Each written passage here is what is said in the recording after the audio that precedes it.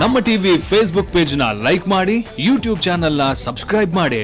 ನಮ್ಮ ಎಲ್ಲಾ YouTube video ಅಪ್ಡೇಟ್ಸ್ಗೆ ಬೆಲ್ ಐಕಾನ್ ಕ್ಲಿಕ್ ಮಾಡಿ. ನಮ್ಮ ಟಿವಿ ಕರಾವಳಿ ಕರ್ನಾಟಕದ ನಾಡಿಮಿಡಿತ.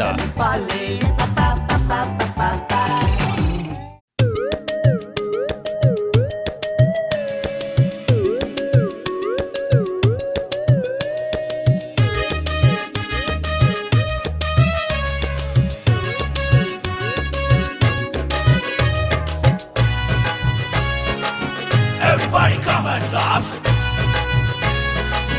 Bale bale telipure. Telipu ನಂಚಿನ ಭಾಗ್ಯ ನರಮಾನಿಗೆ ಮಾತ್ರ. ಮೂಜಿ ದಿನದ ಬದುಕಡು ಕಿರಿಕಿರಿ ಡಾತ್ರ. ತಾಪತ್ರ ಸಾರ ಮುಗಿಯುಜಿ ಪೂರ. ತೆಲಿಪರ ರಡಿಯಾಲೆ. ಇದೆ ಓಯ್. ತಾಪತ್ರ ಸಾರ ಮುಗಿಯುಜಿ ಪೂರ. ತೆಲಿಪರ ರಡಿಯಾಲೆ. ಬಲೆ ಬೆಂಗಳೂರು ತೆಲಿಪಾಲೆ, ಬಲೆ ಬೆಂಗಳೂರು ತೆಲಿಪಾಲೆ, ಬಲೆ ಬೆಂಗಳೂರು ತೆಲಿಪಾಲೆ.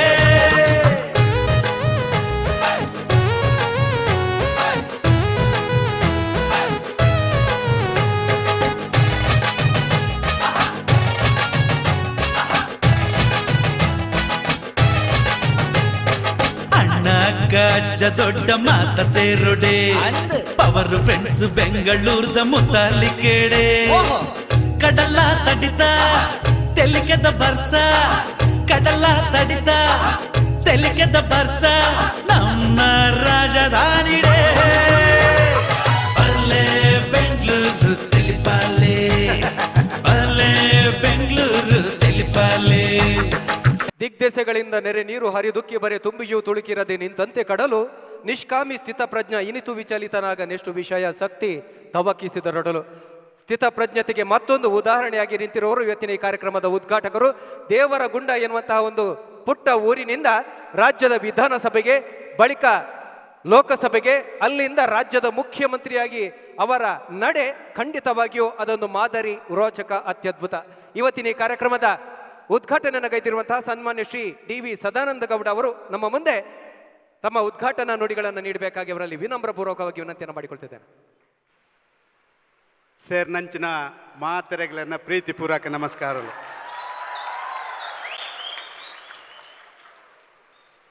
ವಾ ಊರಿಗೂ ಪೋಂಡ್ಲ ಆ ಪುಟ್ನ ಊರುತ ಕೆಲವು ಸಂಗತಿಲಿ ನಂಗೆ ಬುಡರ ಲಾಪುಜಿ ಮರಪ್ಪರ ಲಾಪುಜಿ ಮುಲು ಕುಲ್ನೆಟ್ ಮಾತ ನೂದೆಟ್ ಸಾಲಿ ಅಂದ್ರೆ ನೂದೆಟ್ ಸೊಣ್ಪತ್ತ ಜನಪುರ ನಮ್ಮ ಊರು ತಗಲೆ ತಾನೆ. ಈ ಒಂದು ಸಮಾರಂಭದ ಅಧ್ಯಕ್ಷರು ಹಿರಿಯರಾದಂಥ ಸನ್ಮಾನ್ಯ ರಾಮದಾಸ್ ಪುತ್ತಿಗೆ ಅವರೇ, ಖ್ಯಾತ ಚಲನಚಿತ್ರ ನಟ ಸನ್ಮಾನ್ಯ ರಾಘವೇಂದ್ರ ಅವರೇ, ನಮ್ಮ ಕಾರ್ಪೊರೇಟರ್ ಸನ್ಮಾನ್ಯ ರಾಜೇಂದ್ರ ಕುಮಾರ್ ಅವರೇ, ನಮ್ಮ ಜೊತೆ ಉಪಸ್ಥಿತರಿರುವಂಥ ಉದಯ್ ಕುಮಾರ್ರೇ, ಯಶೋಧರ್ ಬಂಗೇರ್ರೇ, ವಿಜಯ ವಿಠಲನಾಥ್ ಶೆಟ್ರೆ, ವೇದಿಕೆ ಮೇಲೆ ಉಪಸ್ಥಿತರಿರುವಂಥ ಈ ಸಂಘಟನೆಯ ಅಧ್ಯಕ್ಷರಾದಂಥ ಶಿವಾನಂದ್ ಸಾಲಿಯಾನ್ರೇ ಮತ್ತು ಅವರೆಲ್ಲ ಸಂಘಟಕರೇ ಸೇರಿದಂಥ ನನ್ನೆಲ್ಲ ಪ್ರೀತಿಯ ಬಂಧು ಭಗಿನಿಯರೇ, ಈ ರಾಜಕಾರಣಿಗಳಿಗೆ ಈ ರೀತಿ ಯುವಕ ಯುವತಿಯರೇ ಸೇರಿದಂಥ ಸಭೆಯಲ್ಲಿ ಮಾತಾಡಲಿಕ್ಕೆ ಸ್ವಲ್ಪ ಹೆದರಿಕೆ. ಯಾಕೆ ಅಂತ ನೀವು ಕೇಳ್ಬೋದು. ಒಂದು ರೀತಿಯಲ್ಲಿ ಭಾರತ ದೇಶ ಒಂದು ಯುವಕರ ರಾಷ್ಟ್ರವಾಗಿ ಪರಿವರ್ತನೆಯಾಗಿದೆ. ಭವಿಷ್ಯದಲ್ಲಿ ಭಾರತ ಜಗತ್ತಿನ ಅತ್ಯಂತ ಯಶಸ್ವಿ ರಾಷ್ಟ್ರಗಳಲ್ಲಿ ಒಂದಾಗಬೇಕು ಅಂತ ಹೇಳುವಂಥ ನಮ್ಮ ಪ್ರಧಾನಿಯವರ ಪರಿಕಲ್ಪನೆ. ಅದಕ್ಕೆ ಯುವ ಪೀಳಿಗೆಯನ್ನು ಸಜ್ಜುಗೊಳಿಸುವಂಥ ಅದ್ಭುತವಾದಂಥ ಒಂದು ಕಾರ್ಯಯೋಜನೆ. ಆ ಕಾರ್ಯಯೋಜನೆಯಲ್ಲಿ ನಿಜವಾದ ಅರ್ಥದಲ್ಲಿ ಪಾಲ್ಗೊಂಡಂಥ ಯುವ ಜನಾಂಗ ಅವರು ನಿಜವಾಗಿ ಇವತ್ತು ನಮ್ಮೆಲ್ಲರಿಂದ ಶಾಬಾಸಿಗೆ ಪಡ್ಕೊಳ್ಳುವವರು ಮತ್ತು ಅಭಿನಂದನೆಗೆ ಅರ್ಹರು ಅಂತ ನಾನು ಭಾವಿಸ್ತಾ ಇದ್ದೇನೆ. ಅಂಥವರ ಮಧ್ಯ ಈ ಕಾರ್ಯಕ್ರಮ ನಡೀತಾ ಇದೆ ಅಂತ ನಾನು ಭಾವಿಸ್ತಾ ಇದ್ದೀನಿ. ವಿಶೇಷವಾಗಿ ದಕ್ಷಿಣ ಕನ್ನಡ ಜಿಲ್ಲೆ ಹಿರಿಯರಾದಂಥ ರಾಮದಾಸರು ಅವರಿಗೆ ಚೆನ್ನಾಗಿ ಗೊತ್ತಿದೆ. ದಕ್ಷಿಣ ಕನ್ನಡ ಜಿಲ್ಲೆ ಅಂತ ಹೇಳಿದರೆ ಕೇವಲ ಯಾವುದೋ ವಿಭಜಿತವಾದಂಥ ಉಡುಪಿ ಅಥವಾ ಈಗಿನ ಮಂಗಳೂರು ಅಂದರೆ ದಕ್ಷಿಣ ಕನ್ನಡ ಜಿಲ್ಲೆ ಅಥವಾ ಒಂದಷ್ಟು ಕಾಸರಗೋಡು, ಇದನ್ನು ನಾವು ವಿಭಜನೆ ಮಾಡಿ ಮಾತಾಡೋದಿಲ್ಲ. ಇವತ್ತು ಕೂಡ ಕರ್ನಾಟಕದ ಕರಾವಳಿಯ ಭಾಗ ಅಂತ ಹೇಳಿದರೆ ಅದು ಬೈಂದೂರಿಂದ ಹಿಡಿದು ಕಾಸರಗೋಡಿನವರೆಗೆ ಇರುವಂಥದ್ದು ಅದೆಲ್ಲ ನಮ್ಮದೇ ನಾಡು, ಅದೆಲ್ಲ ತುಳುನಾಡು, ಆ ತುಳುನಾಡೇ ನಮ್ಮ ನಾಡು ಅಂತ ಹೇಳುವಂಥ ಭಾವನೆಯಿಂದ ನಾವೆಲ್ಲ ಸೇರಿದ್ದೇವೆ. ನಾನೊಂದು ಮಾತನ್ನು ಮಾತ್ರ ಹೇಳಲಿಕ್ಕೆ ಇಚ್ಛೆ ಪಡ್ತಾ ಇದ್ದೇನೆ. ಕರ್ನಾಟಕ ರಾಜ್ಯದಲ್ಲಿ ಅವಿಭಜಿತ ದಕ್ಷಿಣ ಕನ್ನಡದಂಥ ಜಿಲ್ಲೆ ಅಂದರೆ ಅಷ್ಟೆಲ್ಲ ಸಮೃದ್ಧಿಯನ್ನು ಹೊಂದಿದಂಥ ಜಿಲ್ಲೆ ಬೇರೆ ಇಲ್ಲ. ನಾವೆಲ್ಲ ಪ್ರಾಮಾಣಿಕವಾಗಿ ಒಪ್ಕೊಳ್ಬೇಕು.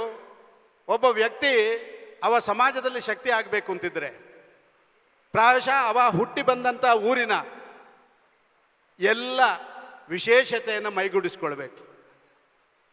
ಭಾರತ ದೇಶ ಒಂದು 106 ಆಚಾರ ವಿಚಾರ ಸಂಸ್ಕೃತಿ ಪರಂಪರೆ ಭಾಷೆ ಆಚರಣೆ ಎಲ್ಲವನ್ನ ಒಟ್ಟುಗೂಡಿಸಿದಾಗ ಅದು ಭಾರತ ಅಂತ ನಮಗೆ ಅನಿಸ್ತದೆ.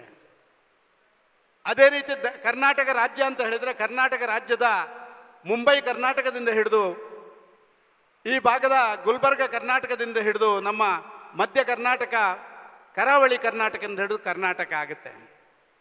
ಆದರೆ ಕರ್ನಾಟಕದಲ್ಲಿ ಯಾವತ್ತೂ ಕೂಡ ಕರ್ನಾಟಕದ ವಿಶೇಷ ಪರಂಪರೆಯನ್ನು ಎತ್ತಿ ಹಿಡಿದಂಥ ಜಿಲ್ಲೆ ಅದು ದಕ್ಷಿಣ ಕನ್ನಡ ಜಿಲ್ಲೆ ಅಂತ ನಾನು ಖಡಾಖಂಡಿತವಾಗಿ ಹೇಳಬಲ್ಲೆ. ಕೇವಲ ನಾನಿದೊಂದು ಭಾಷಣಕ್ಕಾಗಿ ಅಥವಾ ಯಾವುದೋ ನಿಮ್ಮಿಂದ ಚಪ್ಪಾಳೆ ತಟ್ಟಿಸ್ಲಿಕ್ಕಾಗಿ ಹೇಳೋದಲ್ಲ. ನೀವೊಮ್ಮೆ ಸ್ವಲ್ಪ ಹಿಂದಿರುಗಿ ನೋಡಿ, ನಾವೆಲ್ಲ ಬಂದು ಬೆಂಗಳೂರಿನಲ್ಲಿದ್ದೇವೆ. ನಿಜ, ನಾವೆಲ್ಲ ಬಂದು ಬೆಂಗಳೂರಿನಲ್ಲಿದ್ದೇವೆ. ನಾನು ಸುಳ್ಯದಂಥ ಒಂದು ಸಣ್ಣ ಪುಟ್ಟ ಊರು ಮಂಡಕೋಲು ನನ್ನ ಕುಗ್ರಾಮ. ಉದಯವಾಣಿ 1975ರಲ್ಲಿ ಕುಗ್ರಾಮಗಳನ್ನು ಗುರುತಿಸಲಿಕ್ಕೆ ಪ್ರಾರಂಭ ಮಾಡಿದಾಗ ಇಡೀ ರಾಜ್ಯದ ನಂಬರ್ 1 ಕುಗ್ರಾಮ ನಾನು ಹುಟ್ಟಿದಂಥ ದಕ್ಷಿಣ ಕನ್ನಡ ಜಿಲ್ಲೆಯ ಸುಳ್ಯ ತಾಲೂಕಿನ ಮಂಡಕೋಲ್ ಗ್ರಾಮ. ಅಲ್ಲಿಂದ ಬಂದವ ನಾನು ಎಲ್ಲೆಲ್ಲೋ ಬೆಂಗಳೂರು ಡೆಲ್ಲಿಗೆ ಹೋಗಬೇಕಾದ್ರೆ ಆ ನನ್ನ ಪುಣ್ಯ ಭೂಮಿಯ ಆ ಬೆಂಬಲ, ಆ ಒಂದು ಪ್ರೋತ್ಸಾಹ, ಆ ಒಂದು ಶಕ್ತಿ ಅದಿದ್ದ ಕಾರಣವೇ ನಾನು ಡೆಲ್ಲಿವರೆಗೆ ಹೋಗುವಂಥ ಒಂದು ಪರಿಸ್ಥಿತಿ ನಿರ್ಮಾಣ ಆಗಿದೆ ಅಂತ ಹೇಳಿ ಬಲವಾಗಿ ನಂಬಿದವ ನಾನು. ನಾವು ಯಾವುದರಲ್ಲಿ ಕಡಿಮೆ ಹೇಳಿ? ದಕ್ಷಿಣ ಕನ್ನಡ ಜಿಲ್ಲೆ ಒಂದು ಕಡೆಯಿಂದ ಆ ಬೋರ್ಗರೆಯುವಂಥ ಆ ಕಡಲು, ಇನ್ನೊಂದು ಕಡೆಯಿಂದ ಅಷ್ಟೇ ಪ್ರಶಾಂತವಾದಂಥ ಪಶ್ಚಿಮ ಘಟ್ಟ, ಅದರ ಮಧ್ಯದಲ್ಲಿ ಒಂದು ಹೆಬ್ಬಾವಿನ ರೀತಿಯಲ್ಲಿ ಬೈಂದೂರಿಂದ ಹಿಡಿದು ಕಾಸರಗೋಡಿನವರೆಗಿರುವಂಥ ನಾವು. ಅಂದರೆ ಏನು ಅರ್ಥ ತೋರಿಸ್ತದೆ? ಯಾವುದೇ ಸವಾಲುಗಳನ್ನು ಎದುರಿಸುವಂಥ ಸಂದರ್ಭ ಬಂದಾಗ ಯಾವುದೇ ಬೋರ್ಗರೆತಕ್ಕೂ ಕೂಡ ನಾವು ಸಿದ್ಧರಾಗಿರುವಂಥ ನಾಡು ಅದು ತುಳುನಾಡು. ಯಾವುದೋ ಒಂದು ಸಂದರ್ಭದಲ್ಲಿ ಪ್ರಶಾಂತ ವಾತಾವರಣ ಇರಬೇಕು ಅಂತ ಅನ್ನಿಸಿದಾಗ ನಮ್ಮ ಪಶ್ಚಿಮ ಘಟ್ಟದ ರೀತಿಯಲ್ಲಿ ಅತ್ಯಂತ ಶಾಂತರಾಗಿರುವಂಥ ಅಭ್ಯಾಸ ನಮ್ಮದು. ಯಾರು ಗಡಿಬಿಡಿ ಮಾಡಲಿಕ್ಕೆ ಬಂದರೆ ಹೆಬ್ಬಾವಿನಾಗೆ ಯಾರನ್ನು ಬೇಕಾದರೂ ನುಂಗ್ಲಿಕ್ಕೆ ತಯಾರಾಗಿರುವಂಥ ಒಂದು ಜಾಗ ಅದು ತುಳುನಾಡು ಅಂತ ನಾನು ಭಾವಿಸ್ತಾ ಇದ್ದೇನೆ. ಅದು ತುಳುನಾಡು ಅಂತ ನಾನು ಭಾವಿಸ್ತಾ ಇದ್ದೇನೆ. ನೀವು ನೋಡಿ,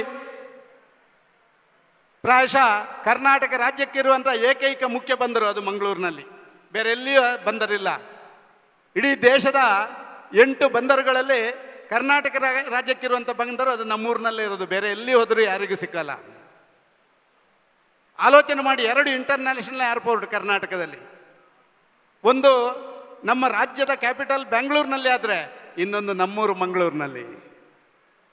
ನೀವು ಆಲೋಚನೆ ಮಾಡಿ ನೋಡಿ, ಇವತ್ತು ರಾಷ್ಟ್ರೀಕೃತ ಬ್ಯಾಂಕ್ಗಳು 14 ರಾಷ್ಟ್ರೀಕೃತ ಬ್ಯಾಂಕ್ಗಳಲ್ಲಿ 10 ರಾಷ್ಟ್ರೀಕೃತ ಬ್ಯಾಂಕನ್ನು ಈ ದೇಶಕ್ಕೆ ಕೊಟ್ಟಂಥ ನಾಡು ಅದು ನಮ್ಮ ನಿಮ್ಮೆಲ್ಲರ ತುಳುನಾಡು ಸಂಬಂಧಿಗಳ, ನಮ್ಮ ನಿಮ್ಮೆಲ್ಲರ ತುಳುನಾಡು. ಇವತ್ತು ನೀವು ಆಲೋಚನೆ ಮಾಡಿ ನೋಡಿ, ಒಂದೊಂದು ರಾಜ್ಯದಲ್ಲಿ 4-5 ಮೆಡಿಕಲ್ ಕಾಲೇಜ್ ಇಲ್ಲ. ದಕ್ಷಿಣ ಕನ್ನಡ ಜಿಲ್ಲೆಯಲ್ಲಿ ಇವತ್ತು 11 ಮೆಡಿಕಲ್ ಕಾಲೇಜ್, ಒಂದು ಜಿಲ್ಲೆಯಲ್ಲಿ 11 ಮೆಡಿಕಲ್ ಕಾಲೇಜ್ ಇರೋದು ನಮ್ಮ ನಾಡಿನಲ್ಲಿ. ಇಂಜಿನಿಯರಿಂಗ್ ಭಾರಿ ವಿದ್ಯಾರ್ಥಿಗಳು ಇಂಜಿನಿಯರಿಂಗ್ ಇವತ್ತು ಸೇರ್ತಾ ಇದ್ದಾರೆ. ಕರ್ನಾಟಕ ರಾಜ್ಯದ ಬೆಂಗಳೂರು ನಗರವನ್ನು ಬಿಟ್ಟರೆ ಅತ್ಯಂತ ಹೆಚ್ಚು 26 ಇಂಜಿನಿಯರಿಂಗ್ ಕಾಲೇಜ್ ಇರುವಂಥ ಯಾವುದಾದ್ರು ಜಿಲ್ಲೆ ಅದು ನಮ್ಮ ನಿಮ್ಮೆಲ್ಲರ ದಕ್ಷಿಣ ಕನ್ನಡ ಜಿಲ್ಲೆ. ಬಂಧುಗಳೇ, ನಮ್ಮ ನಿಮ್ಮೆಲ್ಲರ ದಕ್ಷಿಣ ಕನ್ನಡ ಜಿಲ್ಲೆ. ನೀವು ನೋಡಿದಿರಿ, ಜ್ಞಾನಪೀಠ ಪುರಸ್ಕೃತರು ದಕ್ಷಿಣ ಕನ್ನಡ ಏನು ಬಿಟ್ಟಿಲ್ಲ. ಶಿವರಾಮ್ ಕಾರಂತರ ಜ್ಞಾನಪೀಠ ಪುರಸ್ಕೃತರು ದಕ್ಷಿಣ ಕನ್ನಡದಲ್ಲಿ ಹುಟ್ಟಿ ಇಡೀ ನಾಡಿಗೆ ಅರ್ಪಣೆ ಮಾಡಿದಂಥವರು. ನೀವು ಇವತ್ತು ಏನಾದರೂ ಕೇಳಿದರೆ ಇಲ್ಲೆಲ್ಲ ಇವತ್ತು ಸಾಯಂಕಾಲ ಆ ಕೆಲವು ಕಾರ್ಯಕ್ರಮಗಳನ್ನು ಇಟ್ಕೊಂಡದನ್ನು ನಾನು ಕಂಡೆ. ಯಾವುದು ಬಲೆ ಬೆಂಗಳೂರು ತೆಲಿಪಾಲೆ ಅಂತ ಹೇಳಿ ಇಡೀ ರಾಜ್ಯವನ್ನು ತೆಲಿಪವರ ಇಪ್ಪುನಂಚಿನ ಭಾರೀ ಮಲ್ಲ ತಂಡ ಒಳಾಣ್ಲೈತಂಡ ಅವು ದಕ್ಷಿಣ ಕನ್ನಡ ಜಿಲ್ಲೆ ಬಂದರು. ಅದಕ್ಕಾಗಿಯೇ ನೀವಿವತ್ತು ಸೆಟ್ ಮಾಡಿದ್ದೀರಿ. ಮಂಗಳೂರಿನವರು ಇಡೀ ರಾಜ್ಯದ ಕ್ಯಾಪಿಟಲನ್ನು ಕೂಡ ನಗಿಸುವಂಥವರು ಅಂತ ಹೇಳುವಂಥ ಮಾತನ್ನು ಹೇಳಿದ್ದಾರೆ. ಇವತ್ತು ನೀವು ನೋಡಿದಿರಿ, ಏನಾದರೂ ಜಾನಪದ ಅಂತ ಹೇಳುವಂಥ ಶಬ್ದಕ್ಕೆ ಅರ್ಥ ಕೊಟ್ಟಂಥ ನಾಡು ದಕ್ಷಿಣ ಕನ್ನಡ.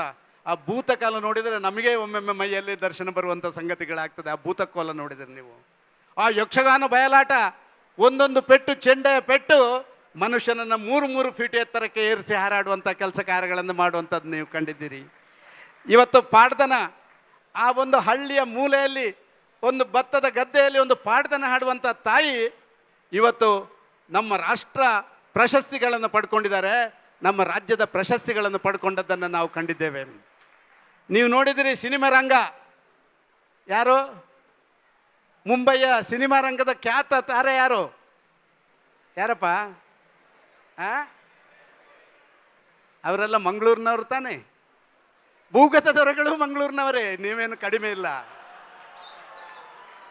ಅಂದರೆ ಒಂದು ರೀತಿಯಲ್ಲಿ ದಕ್ಷಿಣ ಕನ್ನಡ ಜಿಲ್ಲೆ ಅಂತ ಹೇಳಿದರೆ ಅದು ಎಲ್ಲವನ್ನ ಮುಟ್ಟಿದೆ. ಕರ್ನಾಟಕ ರಾಜ್ಯಕ್ಕೆ ರಾಜಕಾರಣದಲ್ಲಿ ಕೂಡ ಭಾರಿ ದೊಡ್ಡ ಕೊಡುಗೆ ದಕ್ಷಿಣ ಕನ್ನಡ ಜಿಲ್ಲೆಯಿಂದ ಕೊಟ್ಟಿದೆ. TFI ಇಂದ ಹಿಡಿದು ಇವತ್ತಿನವರೆಗೆ ಹಲವು ಜನ, ಜನಾರ್ದನ ಪೂಜಾರಿ ಅವರಿಂದ ಹಿಡಿದು ವೀರಪ್ಪ ಮೊಯ್ಲಿ ಅವರಿಂದ ಹಿಡಿದು ಹಲವು ಜನ ಕೇಂದ್ರದಲ್ಲಿ ಮಂತ್ರಿ ಅದನ್ನು ಕಂಡಿದ್ದೀರಿ ನೀವು. ದಕ್ಷಿಣ ಕನ್ನಡ ಜಿಲ್ಲೆ ಕರ್ನಾಟಕ ರಾಜ್ಯಕ್ಕೆ 2 ಮುಖ್ಯಮಂತ್ರಿಗಳನ್ನು ಕೊಟ್ಟದ್ದನ್ನು ಕೂಡ ನೀವು ಕಂಡಿದ್ದೀರಿ. ಯಾವುದರಲ್ಲಿ ನಾವು ಪ್ರಾಯಶಃ ನಾವು ಯಾವುದಾದ್ರು ಮೌಲ್ಯಮಾಪನ ಮಾಡುವುದಿದ್ರೆ ಕರ್ನಾಟಕ ರಾಜ್ಯದ ಮೌಲ್ಯಮಾಪನ ಮಾಡಿ ಯಾವ ಜಿಲ್ಲೆಗೆ ಹೆಚ್ಚು ಅಂಕ ಕೊಡಬೇಕು ಅಂತ ಹೇಳಿದರೆ, ನಾನಿವತ್ತು ಬೆಳಿಗ್ಗೆ ಒಂದು ದೊಡ್ಡ ಕಾರ್ಯಕ್ರಮದಲ್ಲಿ ಭಾಗವಹಿಸ್ತಾ ಇದ್ದೆ. ರಾಜ್ಯದ ಅತ್ಯಂತ ಹೆಚ್ಚು ಅಂಕಗಳನ್ನು ಪಡೆದಂಥ SLC ಮತ್ತು PUC ವಿದ್ಯಾರ್ಥಿಗಳಿಗೆ ನನಗೆ ಆಶ್ಚರ್ಯ ಆಯಿತು. ಒಬ್ಬ ಹುಡುಗ 625ರಲ್ಲಿ 624 ಅಂಕಗಳನ್ನು ಪಡೆದವನವನು. 625ರಲ್ಲಿ 624 ಅಂಕಗಳನ್ನು ಪಡೆದವನವರು. ಯಾವುದರಲ್ಲಿ ಕಡಿಮೆ ಆಯಿತು ಅಂತ ಕೇಳಿದೆ ನಾನು. ಅಣ್ಣ, 1 ಮಾರ್ಕ್ ನಿನಗೆ ಕಡಿಮೆ ಆಯ್ತಲ್ಲ, ಯಾವುದರಲ್ಲಿ ಅಂತ ಕೇಳಿದೆ. ಅವ ಹೇಳ್ದ ಸೈನ್ಸಲ್ಲಿ ಅಂತ. ಸೈನ್ಸಲ್ಲಿ 100ಕ್ಕೆ 100 ಸಿಗಬೇಕಾಗಿತ್ತು, ಲ್ಯಾಂಗ್ವೇಜಲ್ಲಿ ಅದ್ರ ಕಡಿಮೆ ಆಗಿತ್ತು, ಅದು ನಿನಗೆ ಸೈನ್ಸಲ್ಲಿ ಯಾಕೆ ಕಡಿಮೆ ಆಯಿತು, ಏನು ಅದರ ಅರ್ಥ ಅಂತ ಕೇಳಿದೆ. ಏನು ಅಂತ ಗೊತ್ತಾಗಿಲ್ಲ ಸರ್, ಆದರೆ ಅದರಿಂದ ನನಗೊಂದು ಸಂದೇಶ ಸಿಕ್ಕಿದೆ. ಮುಂದಿನ ಸರ್ತಿ ನಾನು ಸೈನ್ಸಲ್ಲಿ 100 ಫಸ್ಟ್ ತಗೊಳ್ಬೇಕು, ಬಾಕಿದನ್ನೆಲ್ಲ ಮತ್ತೆ ನೋಡಬೇಕು ಅಂತ ಹೇಳುವಂಥ ಸಂದೇಶ ಇದೆ ಅಂತ ಹೇಳುವಂಥ ಮಾತನ್ನು ಹೇಳಿದೆ. ಆ ಹುಡುಗನಲ್ಲಿ ನಾನು ಕೇಳಿದೆ, ಸುಮಾರು 500 ಮಕ್ಕಳಿಗೆ, ಇಡೀ ರಾಜ್ಯದ ಮಕ್ಕಳಿಗೆ ಇವತ್ತು ಪ್ರಶಸ್ತಿ ಪ್ರದಾನ. ಆ ಹುಡುಗ ನೀನು ಏನಾಗಬೇಕು ಅಂತ ಆಲೋಚನೆ ಮಾಡಿದ್ದಿ ಅಂತ ಕೇಳಿದೆ ನಾನು. ಆ ಹುಡುಗ ಹೇಳ್ದ, ನನಗೆ ಒಳ್ಳೆಯ ಒಬ್ಬ ಉತ್ತಮ ರೈತನಾಗಬೇಕು ಅಂತೇಳಿ ಮನಸ್ಸಿದೆ ಸರ್, ಅದಕ್ಕೆ ಅಗ್ರಿಕಲ್ಚರಲ್ ಸೈನ್ಸಿಗೆ ಹೋಗ್ತೇನೆ ಅಂತ. ಇವತ್ತು ಬೆಳಿಗ್ಗೆ ನಡೆದಂಥ ಸಂಗತಿ ಇದು. ನಾನು ಇಂಜಿನಿಯರ್ ಆಗ್ತೇನೆ, ನಾನು ಡಾಕ್ಟರ್ ಆಗ್ತೇನೆ, ನಾನು ಯಾವುದೋ ಒಂದು ದೊಡ್ಡ ಕಂಪನಿಯ CEO ಆಗ್ತೇನೆ, MD ಆಗ್ತೇನೆ ಅಂತ ಹೇಳಿಲ್ಲ ಆ ಹುಡುಗ. ಆ ಹುಡುಗ ಹೇಳಿದ, ನನಗೆ ಒಳ್ಳೆ ಮಾರ್ಕ್ ಬಂದಿದೆ ಸರ್, ನಾನು ಅಗ್ರಿಕಲ್ಚರಲ್ ಸೈನ್ಸ್ ತಗೋಬೇಕು ಅಂತ ನಿಶ್ಚಯ ಮಾಡಿದ್ದೇನೆ, ಈಗಾಗಲೇ ಸೀಟ್ ಅದರಲ್ಲಿ ಸಿಕ್ಕಿದೆ ನನಗೆ, ಆದ ಕಾರಣ ನಾನೊಬ್ಬ ರೈತನಾಗ್ತೇನೆ ಅಂತ ಹೇಳಿದ. ಇದು ಭಾರತ ದೇಶದ ಆ ಸಣ್ಣ ಮಕ್ಕಳ ಮನಸ್ಸಿನಲ್ಲಿರುವಂಥ ಭಾವನೆ ಅಂತ ನಾನು ಹೇಳಲಿಕ್ಕೆ ಇಚ್ಛೆಪಡ್ತಾ ಇದ್ದೇನೆ. ಇದೇ ಇವತ್ತು ಭಾರತ ದೇಶದ ಶಕ್ತಿ. ಅದಕ್ಕಾಗಿಯೇ ನಾನು ಈ ಎಲ್ಲ ಪ್ರಕ್ರಿಯೆಯನ್ನು ಯಾಕೆ ಹೇಳಿದೆ, ದಕ್ಷಿಣ ಕನ್ನಡ ಜಿಲ್ಲೆ ಇಡೀ ನಾನು ಬ್ಯಾಂಗ್ಳೂರಿಂದ ಆಯ್ಕೆಯಾದವ ಲೋಕಸಭಾ ಸದಸ್ಯ, ಬಂದದ್ದು ದಕ್ಷಿಣ ಕನ್ನಡ ಜಿಲ್ಲೆಯಿಂದ. ಬ್ಯಾಂಗ್ಳೂರಿನವ್ರು ಕೇಳ್ಬೋದು, ಸರ್ ನೀವು ಮೊನ್ನೆ ದಕ್ಷಿಣ ಕನ್ನಡ ಜಿಲ್ಲೆಯ ಮೀಟಿಂಗ್ಗೆ ಹೋಗಿ ಎಲ್ಲ ದಕ್ಷಿಣ ಕನ್ನಡ ಒಳ್ಳೆಯದು ಅಂತ ಹೇಳಿದ್ರಲ್ಲ ಸರ್, ನೀವು ಬ್ಯಾಂಗ್ಳೂರಿಗೆ ಯಾಕೆ ಬಂದ್ರಿ ಅಂತೇಳಿ. ನಾನು ಬ್ಯಾಂಗ್ಳೂರಿನ ಜನರಿಗೆ ಹೇಳಲಿಕ್ಕೆ ಇಚ್ಛಪಡ್ತಾ ಇದ್ದೇನೆ, ದಕ್ಷಿಣ ಕನ್ನಡ ಜಿಲ್ಲೆಯವರಷ್ಟು ಪ್ರೀತಿ, ವಿಶ್ವಾಸ, ನಗೆ ತೋರಿಸುವಂಥವರು ಯಾರೂ ಇಲ್ಲ ಬಂಧುಗಳೇ. ಆದ ಕಾರಣ ಬ್ಯಾಂಗ್ಳೂರಿನ ಜನರಿಗೆ ಕೂಡ ಪ್ರೀತಿ, ವಿಶ್ವಾಸ, ನಗೆ ಅಂತ ಹೇಳುವಂಥ ಆ ಒಂದು ಹಬ್ಬದ ವಾತಾವರಣವನ್ನು ಸೃಷ್ಟಿ ಮಾಡುವಂಥದ್ದು ಜನಪ್ರತಿನಿಧಿಗಳ ಕರ್ತವ್ಯ. ಅದಕ್ಕಾಗಿ ಬ್ಯಾಂಗ್ಳೂರಿಗೆ ಬಂದಿದ್ದೇನೆ ಅಂತ ಹೇಳುವಂಥ ಮಾತನ್ನು ಹೇಳಿದೆ. ಇದು ಇವತ್ತು ನಡಿಬೇಕಾದಂಥ ವಿದ್ಯಮಾನ. ಕರಾವಳಿಯ ಆ ವೈಭವ, ಆ ಒಂದು ಸಮುದ್ರ ಒಂದು ಕಡೆಯಿಂದ ಪಶ್ಚಿಮ ಘಟ್ಟ, ಆ ಒಂದು ಪಶ್ಚಿಮ ಘಟ್ಟದ ಪ್ರದೇಶ ಇನ್ನೊಂದು ಕಡೆಯಿಂದ ಹೆಬ್ಬಾವಿನ ರೀತಿಯಲ್ಲಿದ್ದು ನಮ್ಮ ಸಮಗ್ರವಾದಂಥ ಶಕ್ತಿಯ ಪ್ರದರ್ಶನ ಮಾಡುವಂಥ ನಾಡಿಂದ ಬಂದಂಥ ನಾವು ವಿಶೇಷವಾದಂಥ ಜವಾಬ್ದಾರಿ ಇದೆ. ನಮಗೆ ವಿಶೇಷವಾದಂಥ ಜವಾಬ್ದಾರಿ ಇದೆ ಅಂತ ನಾನು ಭಾವಿಸ್ತಾ ಇದ್ದೀನಿ. ಯಾಕೆ ಜವಾಬ್ದಾರಿ? ನಾಡು ನುಡಿ ಮತ್ತು ಈ ದೇಶದ ಸಂಸ್ಕೃತಿ ಸಂಸ್ಕಾರ ಇದನ್ನೆಲ್ಲವನ್ನು ನಾವು ಉಳಿಸುವಂಥ ಜವಾಬ್ದಾರಿ ನಮ್ಮಲ್ಲಿದೆ. ಯಾವ ದೇಶ, ಯಾವ ರಾಜ್ಯ, ಯಾವ ಊರು ಆ ಸಂಸ್ಕೃತಿಗಳನ್ನು ನಶಿಸಿ ಹೋಗುತ್ತಾ, ಆ ಸಂಸ್ಕೃತಿ ನಶಿಸಿ ಹೋದಾಗ ಆ ಊರು ಕೂಡ ತನ್ನತನವನ್ನು ಸ್ವಂತಿಕೆಯನ್ನು ಕಳ್ಕೊಳ್ಳುವಂಥ ಸಂಗತಿಗಳಾಗ್ತವೆ. ನಮ್ಮೂರಿಂದ ಹೊರಗೆ ಹೋದ ತಕ್ಷಣ ನಮ್ಮ ಸಂಸ್ಕೃತಿ ಸಂಸ್ಕಾರಗಳನ್ನು ನಾವು ಬಿಡಬಾರ್ದು. ಇವತ್ತು ಬಾಂಬೆಗೆ ಹೋದರೆ, ಇವತ್ತು ಮುಂಬೈಯಲ್ಲಿ ಇವತ್ತಿನ ಅತ್ಯಂತ ಉತ್ಕೃಷ್ಟವಾದಂಥ ಆಹಾರ ಯಾವುದಾದ್ರು ಪದಾರ್ಥಗಳು ಸಿಗ್ತವೆ ಅಂತ ಹೇಳಿದರೆ ಅದು ಕೋರಿ ರೊಟ್ಟಿಯಿಂದ ಹಿಡಿದು ಇಡ್ಲಿ ವಡೆ ಸಾಂಬಾರಿನವರೆಗೆ ಅದು ಉಡುಪಿಯವರೇ ಆಗಬೇಕು. ಬೇರೆ ಯಾರು ಕೊಟ್ಟರು ಯಾರಿಗೂ ಏನು ಒಳ್ಳೆಯದಾಗಲ್ಲ. ಕುಂದಾಪುರದಿಂದ ಹಿಡಿದು ಉಡುಪಿಯವರೆಗೆ ಇದು ನಮ್ಮತನವನ್ನು ತೋರಿಸುವಂಥದ್ದು.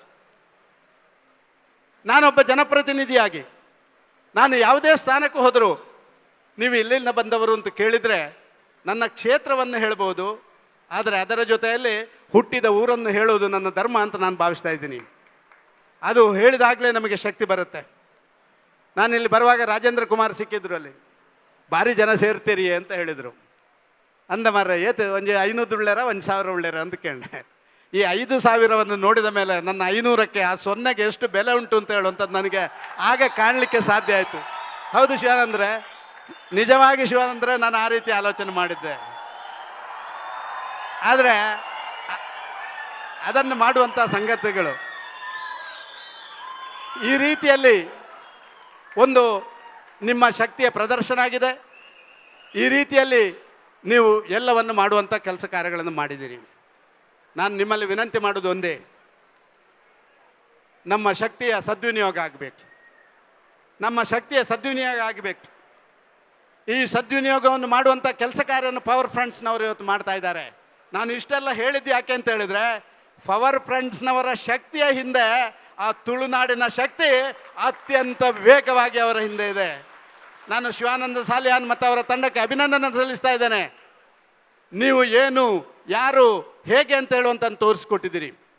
ಇವತ್ತು ಸಾಧಾರಣವಾಗಿ ಸಮಾಜ ಸೇವೆ ಅಂತ ಮಾಡುವಂಥವರು ಪಬ್ಲಿಸಿಟಿಗಾಗಿ ಮಾಡುವಂಥವರ ಸಂಖ್ಯೆ ಜಾಸ್ತಿ. ಇವತ್ತು ಸಮಾಜ ಸೇವೆ ಮಾಡುವವರು ಯಾವುದೋ ಒಂದು ರೀತಿಯ ಆಸೆ ಆಕಾಂಕ್ಷೆಗಳಿಗಾಗಿ ಮಾಡುವವರು ಜಾಸ್ತಿ. ಇವತ್ತು ಒಂದು ರೀತಿಯ ಸೇವೆ ಅಂತ ಹೇಳುವಂಥ ಶಬ್ದವನ್ನು ಅದನ್ನು ದುರ್ಲಾಭ ಮಾಡುವಲ್ಲೇ ಹೆಚ್ಚು ಸಂಖ್ಯೆಯಲ್ಲಿದ್ದಾರೆ. ಆದರೆ ನಿಮ್ಮ ಈ ಸಂಘಟನೆ ಸೇವೆ ಅಂತ ಹೇಳುವಂಥ ಶಬ್ದಕ್ಕೆ ಒಂದು ವಿಶೇಷ ಅರ್ಥವನ್ನು ಕೊಡುವಂಥ ರೀತಿಯಲ್ಲಿ ನೀವು ಕೆಲಸ ಕಾರ್ಯಗಳನ್ನು ಮಾಡ್ತೀರಿ. ಇದು ಅದ್ಭುತ ಅಂತ ಹೇಳುವಂಥದ್ದು ನನ್ನ ಮನಸ್ಸಿನಲ್ಲಿರುವಂಥ ಭಾವನೆ. ಇದು ಆ ಊರಿನ ಭಾವನೆ. ಅದಕ್ಕಾಗಿ ನಾನು ಪ್ರತಿ ಬಾರಿ ಎಲ್ಲ ಕಡೆಗಳಲ್ಲಿ ಹೇಳ್ತೇನೆ, ಸಂಸ್ಕೃತಿ, ಸಂಸ್ಕಾರ, ಪ್ರೀತಿ, ವಿಶ್ವಾಸ ಇದು ಒಂದು ಸಮಾಜದ ಆಧಾರ ಸ್ತಂಭಗಳು. ಇದರಲ್ಲಿ ಯಾವುದೇ ಒಂದಕ್ಕೂ ಸ್ವಲ್ಪ ವ್ಯತ್ಯಾಸ ಆದರೂ ಕೂಡ ಆ ಸಮಾಜ ಅದು ಒಂದು ರೀತಿಯಲ್ಲಿ ಅಧಪತನದ ಕಡೆಗೆ ಹೋಗ್ತದೆ.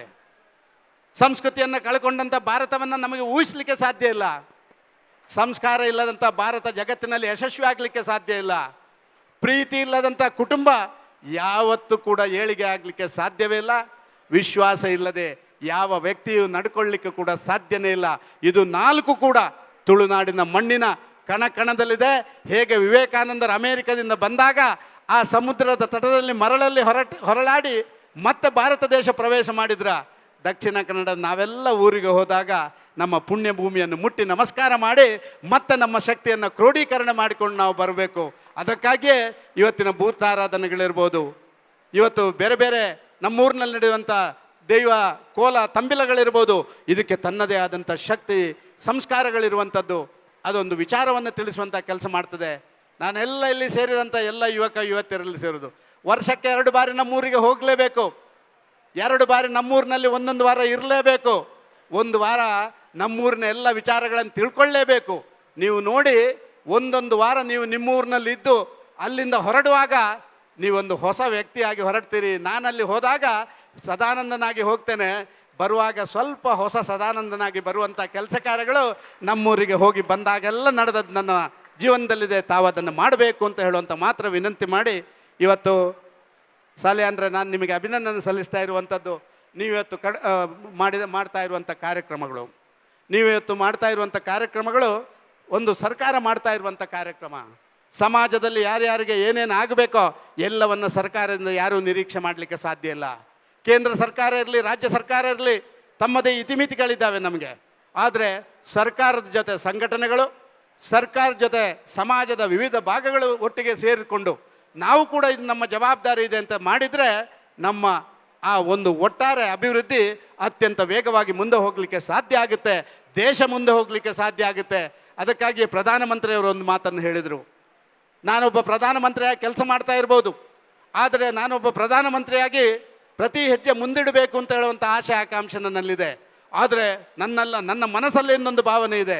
ಈ ದೇಶದ ಪ್ರತಿಯೊಬ್ಬ ಪ್ರಜೆ ಕೂಡ ಅದೇ ರೀತಿಯಲ್ಲಿ ಒಂದೊಂದು ಹೆಜ್ಜೆ ಮುಂದೆ ಇಟ್ಟರೆ, ನನ್ನ ಒಂದು ಹೆಜ್ಜೆಯೊಟ್ಟಿಗೆ ನೀವೆಲ್ಲ ಒಂದೊಂದು ಹೆಜ್ಜೆ ಮುಂದೆ ಇಟ್ಟರೆ ಏಕದಮ್ ಒಮ್ಮೆಲೆ 130 ಕೋಟಿ ಹೆಜ್ಜೆಗಳು ಮುಂದೆ ಹೋಗ್ತದೆ ಭಾರತ. ಆದ ಕಾರಣ 130 ಕೋಟಿ ಹೆಜ್ಜೆಗಳು ಏಕದಮ್ ಮುಂದೆ ಹೋಗ್ತಾನೆ ಇದ್ದರೆ ಭಾರತ ಜಗತ್ತಿನ ಅತ್ಯಂತ ಯಶಸ್ವಿ ರಾಷ್ಟ್ರ ಆಗ್ತದೆ ಅಂತೇಳಿ ನಾನೆಲ್ಲ ಯುವತಿಯರಲ್ಲಿ ಕೇಳಿಕೊಳ್ಳುವುದಿದೆ. ಅದಕ್ಕಾಗಿಯೇ ದೇಶದ ಸಂಸ್ಕೃತಿ ಸಂಸ್ಕಾರಗಳನ್ನು ಮೈಗೂಡಿಸ್ಕೊಳ್ಳಿ. ಅಮೇರಿಕಕ್ಕೆ ಹೋಗಲಿ, ಆಸ್ಟ್ರೇಲಿಯಾಕ್ಕೆ ಹೋಗಲಿ, ಇಂಗ್ಲೆಂಡಿಗೆ ಹೋಗಲಿ, ಎಲ್ಲಿಗೆ ಹೋಗಲಿ, ನೀವು ಭಾರತೀಯರು ಅಂತ ಹೇಳಿ ಧೈರ್ಯದಿಂದ ಹೇಳುವಂಥ ಒಂದು ವ್ಯವಸ್ಥೆಗಳು ಈಗಾಗಲೇ ನಿರ್ಮಾಣ ಆಗಿದೆ. ನೀವು ಅದನ್ನು ಮುಂದುವರಿಸ್ಕೊಂಡು ಹೋಗುವಂಥ ಕೆಲಸ ಕಾರ್ಯಗಳನ್ನು ನೀವೆಲ್ಲ ಮಾಡಬೇಕು ಅಂತ ಹೇಳುವಂಥ ವಿನಂತಿಯನ್ನು ಮಾತ್ರ ಮಾಡಿ ಮತ್ತೊಮ್ಮೆ ಪವರ್ ಫ್ರೆಂಡ್ಸ್ ಬ್ಯಾಂಗ್ಳೂರ್ ನಮ್ಮ ಸಾಲಿಯಾನ್ರ ತಂಡಕ್ಕೆ, ಶಿವಾನಂದ್ ಸಾಲಿಯಾನ್ರ ತಂಡಕ್ಕೆ ವಿಶೇಷ ಅಭಿನಂದನೆ, ಕೃತಜ್ಞತೆ ಸಲ್ಲಿಸಿ ತಮಗೆಲ್ಲ ಶುಭ ಹಾರೈಕೆ ಮಾಡಿ ನನ್ನ ಮಾತು ನಿಲ್ಲಿಸ್ತಾನೆ. ಜೈ ಹಿಂದ್, ಜೈ ಕರ್ನಾಟಕ, ಜೈ ತುಳುನಾಡು.